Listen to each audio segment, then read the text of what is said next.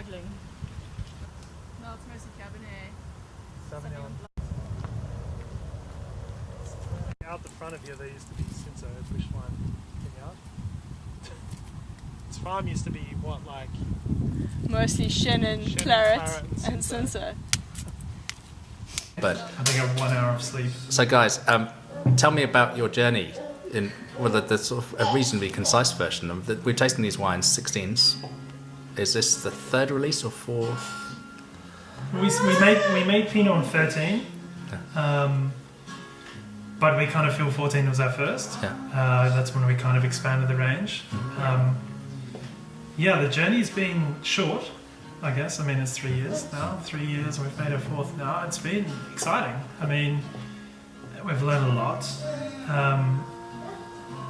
I guess the brand that we're doing is we're doing single vineyard wines. So, I mean, we're building up a nice little collection of a site, of a place, and a bottle. And I think we're learning a lot about how to make wine as well. I mean, we've both been making wine for 10 plus years, but I think now we're actually doing it ourselves. It's great to see where we've come actually in 3 years. And I think it's confidence more than anything, just having confidence in what we're doing. And I think it's starting to show in our wines, I guess. And also learning the vineyards, because some of the vineyards we've been working with for 3 or 4 years, the Pinot has been 5 years. So we are learning how the vineyards actually work and how they react and what to watch out for, and I think that does make quite a big difference as well. Stylistically, I love the freshness these wines have got, and it's really remarkable to see wines with such low alcohols but with perfectly ripe fruit flavours. How do you manage that? I think it's just, I think it's we live in a warm environment. It's not cold here.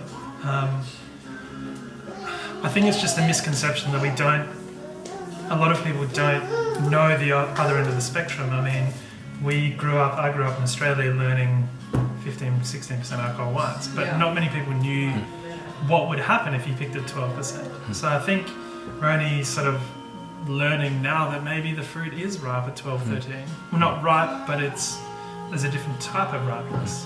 I mean, it's not a cool climate stuff here, it's warmer climate, and there is ripeness at 12%, there's ripeness at 13, there's ripeness at 15, it's just a varied degree of ripeness. It's not like we treat these wines any different to people who pick at 15%, it's just we're showing a different spectrum of ripeness, really. And Jeanine, this is exclusively Stellenbosch, which is interesting because a lot of the cool kids have been working in other regions, but Stellenbosch has been a bit neglected. Is that an important part of what you do, rediscovering the great vineyards? I mean, it's one of those things, like we looked at Stellenbosch mainly because of that's where my family's from, so that's why I wanted to work with Stellenbosch fruit. But there were so many overlooked vineyards here that I think all the sort of cool kids were looking at other regions, and no one really had looked at Stellenbosch, and so we were able to get fruit from really great vineyards that no one else really had even thought of looking at.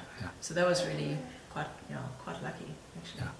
I think there's so much history in Stellenbosch, and there are amazing vineyards that were planted for the right reasons. There were, there's a lot of thought that went into it, and I think we had amazing soils. But access to a lot of great stuff here that people we didn't have to, fight anyone for it. There was no competition when we started. No. And you're saying that some of it's been planned, but the Pinot Gris wasn't planned. That was kind of an impulse thing. Tell me a bit about that. I guess Pinot Gris was mainly through tasting in other people's cellars, tasting in mainly the US. Guys like this Muppet, Scotty Schultz.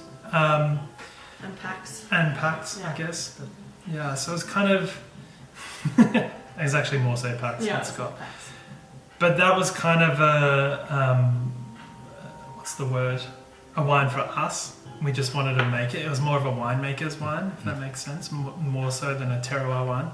I mean, not that Stellenbosch is known for Pinot Noir, but it's definitely not known for Pinot Gris. So it was kind of, let's make it for us. And it happened to work out, and that's why we continue to make it. So it was a very selfish thing to do because we just wanted to make wine to drink. Not really selfish, that's not selfish. But I think that's kind of extended into a lot of our wines, really. We do, I think, we make wines that we want to make, which I think is very important. If we don't want to drink them, what's the point? We need to be able to sell them as well. And yeah, it's kind of, we want to make this, so we make it, and thankfully people want to drink it. I think, yeah. I don't know. It's been an incredible journey, actually. It's 3 years. I mean, yeah. We both have our strengths and weaknesses, definitely, but hopefully they complement each other. Yeah. So far. Yeah. We tend to agree on when to pick and that kind of thing. Yeah. I think the biggest journey for us is actually, what excites me more than anything is our tasting in the last 10 years. You know, we both met in California, but then the harvest in 2007, but then the harvest after we worked at some pretty big places in Barossa, and we liked those wines back then. We loved those wines. And it's amazing to see in 8 years where we've come of what we like now.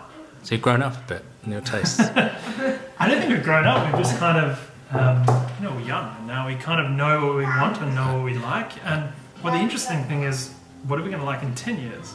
And what are we going to do with these wines? Are we going to continue to make the wines in this style? I hope we have some backbone and do that. But I think that's the most exciting thing, where we've come in 10 years, not just with Craven, but with everything else. And we've kind of merged well in style. We have very few arguments about how we make wine. Almost zero. Yeah. That's cool. And you have to. I mean, especially when you're coming home and you're cooking dinner and you're having an argument about who or when we press or something like that. Pressing is every now and then we have arguments about picking. But it's practical. Yeah. Kind of like you have to pick today because we can only get bins. Okay. Yeah. But it's adds another dimension when you're husband-wife making wine, for sure. But thankfully, we haven't had any stress. No, we haven't. So it's been an awesome journey, and who knows where it's going. We never really started with the intention to maybe be full time, but after a year, we're like, hang on, we can do this. So cool. Yeah, it's awesome. We actually cannot believe where it's come to in 3 years. Put it that way. We never thought it would be this far in 3 years. We always thought we'd make 20,000 bottles. That's what we would cap. Yeah. Now we're doing 30. When do we hit first growth, maybe?